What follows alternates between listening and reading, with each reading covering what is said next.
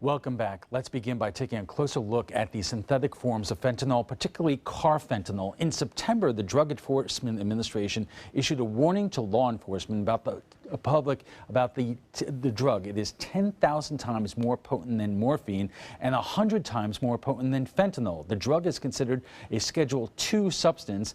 As little as 2 milligrams can be lethal. To treat someone exposed to the substance, it is recommended that Narcan be administered every 2 minutes. And joining us for more on synthetic forms of heroin and fentanyl is Captain Todd Shear, the head of the Special Investigations Division at the Manatee County Sheriff's Office, P.J. Brooks, Vice President of Outpatient and Youth Services at First Step Addiction and Recovery, and Jessica Zielman, who has received care through the Women's Recovery Center at Prodigal Daughters. And thank you all for joining us. And Jessica, let me start with you, because many people who are watching this right now can't really conceive of what it is like to be hooked on this and why it's so difficult to get off of it. Is there any way you could relate to folks basically the battle that you've been through? For me personally, I was a military wife for 14 years. I got divorced through a car accident and other things. I had cancer. I started taking prescriptions. With that, my daughter was removed from my home. And I went to Centerstone, received detox there, and then after that I got back out and I started using heroin and cocaine. I overdosed twice from fentanyl being in the heroin, and it's just something, I didn't grow up with drugs. My family was absolutely opposed to them. It wasn't something I was around. It wasn't something that I grew up with. I had a really good childhood. With that said, life happens, and there's a lot of things that happen well before we start picking up and using drugs. You get to a point where you're just so hopeless and your problems are way bigger than you, and then it becomes a daily maintenance thing. Nobody wants to use drugs every single day when they wake up. They just can't deal with their problems, unfortunately. And gentlemen, you're on the front lines of this. Jessica, was a military wife. She traveled the world, but we keep on hearing that here on the Suncoast, it's almost become an epicenter for Florida. Why do you think that is? Go ahead and talk from a law enforcement perspective. Well, from a law enforcement perspective, the state of Florida had some changes to make in terms of how easy it was to get prescription drugs. And it wasn't until 2012 when the legislative branch of the state of Florida stepped up, changed the laws. They created the PDMP, which is a prescription drug monitoring program, where doctors could monitor who they were giving prescribing drugs to. You're basically talking about the problems with prescription drugs and the pill mills, which the state was successful in terms of shutting down, but are you saying that it led to increased usage of heroin and these other opioids? Yeah, what you're looking at is that sometimes we get lost in the drug itself. It's kind of like the game whack-a-mole. You played at the fair, where you hit the mole and another one pops up. When we limited the access to the prescription drugs, the individuals that were still actively using and still in the throes of their disease were trying to find another path to a drug that they could get much easier and oftentimes much cheaper. And it was the driving force to the switch to the heroin and now to the fentanyl. But why do you think that we have such an acute problem here in Sarasota and Manatee counties as opposed to other parts of the state? It's a great question. We think there's a lot more pill mills that were concentrated in this particular area. That's it in part. Our demographics are a little bit different. That's also a part of the equation. And those are the two driving forces that we think are the primary one. But other than that, we don't have a bona fide specific reason why we're the epicenter. We happen to lead deaths per capita, but we don't lead the state in deaths alone. But it's definitely a problem, definitely a crisis in our community. Jessica, did you find that there were enough services around here? I would say, as far as getting prescriptions, absolutely. Whether you have something wrong with you or not, a lot of times now they will say, well, you have fibromyalgia or you have something, and they basically can't pin down one specific thing that's wrong with you, but they will give you every medication they can to help control it. And then you have to go to pharmacies, which cost thousands and thousands of dollars to pick up your prescriptions. There's always somebody that will usually pay for it for you if you can't. But with that said, heroin is just the same. It's cheaper. It's more. It's a lot cheaper. You can get it a lot easier. You can get more of it, and it is stronger. So. All right. We are just getting started here. We'll have much more with our roundtable in just a moment, but when we return, we'll bring you a look at our local forecast. So stay with us. Welcome back. If you are just joining us, we are discussing synthetic forms of heroin and the impact they're having on the overdose epidemic here on the Suncoast. Our guests tonight are Captain Todd Shear of the Manatee County Sheriff's Office, PJ Brooks of First Step Addiction and Recovery, and Jessica Zielman, who received treatment through Prodigal Daughters. So we set up how this kind of started on the Suncoast and why we've become almost an epicenter of the problem in Florida. Let's talk about what you all think in terms of possible solutions out there. You have a number of different facets, including law enforcement. But, you know, I've heard often, and you have said to me, you can't arrest your way out of this. So what can law enforcement do? Well, from a law enforcement standpoint, and we have been working with legislators on a couple of fronts. One being, as we spoke about, carfentanil and fentanyl. As it stands right now, there are no trafficking charges in relation to that drug. There are trafficking charges when it comes to heroin, cocaine, and even marijuana for that much.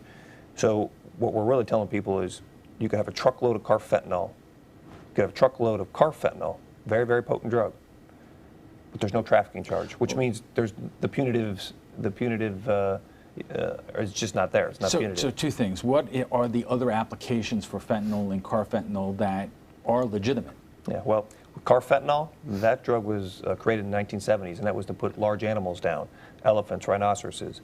I don't know of any use that it's actually used for in human beings at all. There isn't any. There is none. All right, one more question. Congressman Vern Buchanan said that he will be filing legislation to somehow allow the government to interdict the importation of carfentanil from places like China. Sure. Is that a real solution? It is part of the solution, one that we welcome in law enforcement, because that is the source of the supply, all the way at the top, the head of the snake, if you will. And if we can reduce the amount that is coming in, that will help significantly, that we don't have this drug, very, very dangerous drug that's killing people. We want it to stop. So PJ, the other aspect I would imagine is treatment. Absolutely. You know, what we're looking at is that right now, in terms of behavioral health funding, Florida is 49th, and actually most recently we may have fallen all the way down to 50th in terms of overall funding for care. So of all the states in the country, we rank 49th, perhaps 50th in terms of the money that we put into mental health services and drug addiction services. Yes, and we're the third largest state in the nation.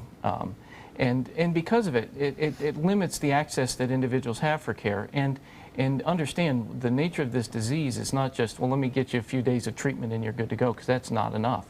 They need not just access, they need access to the length of time that they need for treatment. We know that the longer we can have someone in care, the more likely they're going to succeed.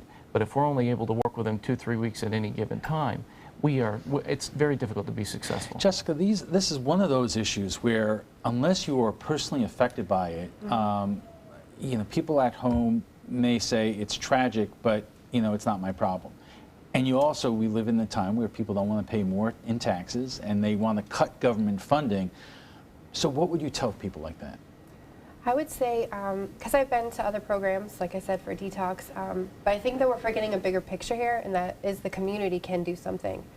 Like us individually cannot do something by ourselves, but I think as a community, actually I know that we can all do something about this.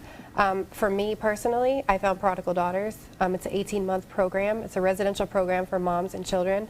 We have a lot of strong vessels put in our paths. We're planning a church, Revelation Church, so we help out with a ministry there. We do concealed carry classes where we learn about the armor of God as well as how to protect ourselves through divine ministries. We have a lot of amazing people that step in to help us, because it's not just about going in and doing detox. It's about all of the inner workings that happened well before that. Funded how? A religious institution? We are a nonprofit organization, so we work only off funding, donations.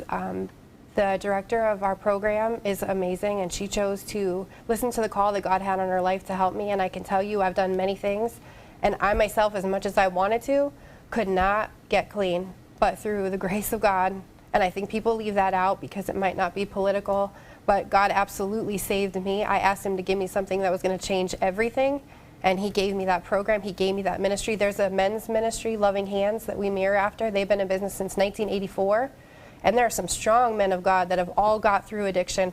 And it's not just reading the Bible, and it's not just having these strong vessels in our life, but being involved in the community. I met you the second day I was clean. I don't know if you knew that. I was a mess, and I talked on the news. And I said, you don't want me to get on the news and what?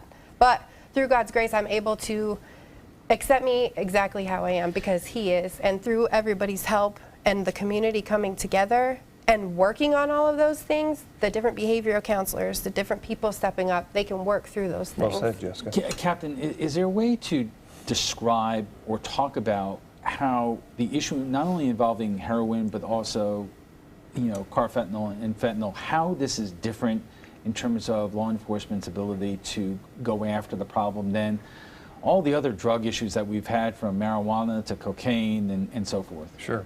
Well, first of all, this drug is something we haven't seen before.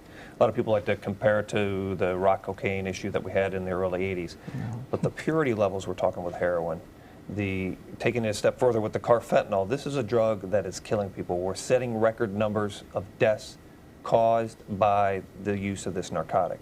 And it's tearing families apart. We're setting records in Manatee County with child removals, large bulk of those due to this opioid addiction problem we're having. It's tearing apart families, and the way Jessica just said, it's about a community coming together to face this on. Law enforcement cannot and will not arrest their way out of this problem, and we have to continue to work together and find solutions.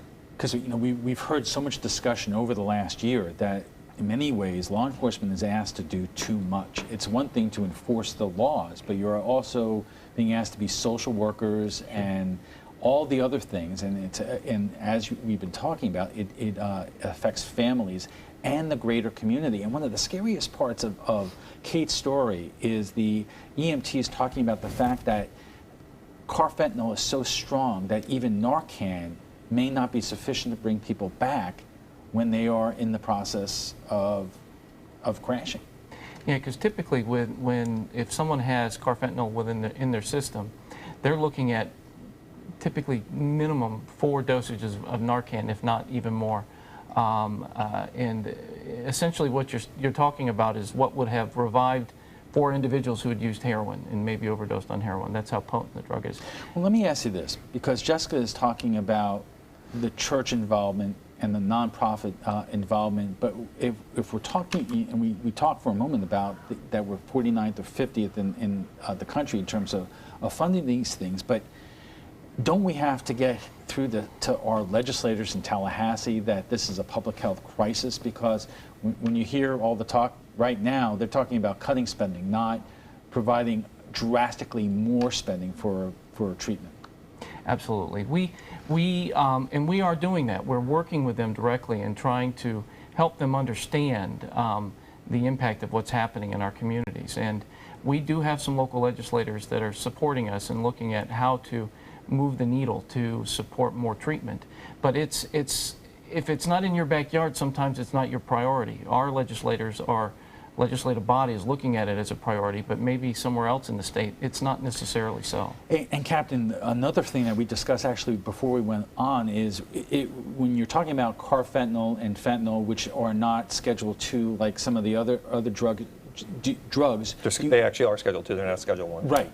Do you fall under the same problem that you had with synthetic marijuana, K2, that the law is not adequate to deal with the issue? Well, in relation to like the K2 and the marijuana and the analogs, we're seeing that now take shape here on the streets. So we had carfentanil. We did have fentanyl before that. Now we're seeing, this new thing we're seeing now is furanol fentanyl, which is less potent than fentanyl. So we're seeing the manufacturers change molecules to kind of stay ahead of law enforcement to be able to identify what substances the persons are using. And we're running out of time, but that means that you constantly have to change the law itself to deal with the new problem. The good news is we're working with legislators to do kind of mimic the law that they did with the K2 spice to make it all-encompassing.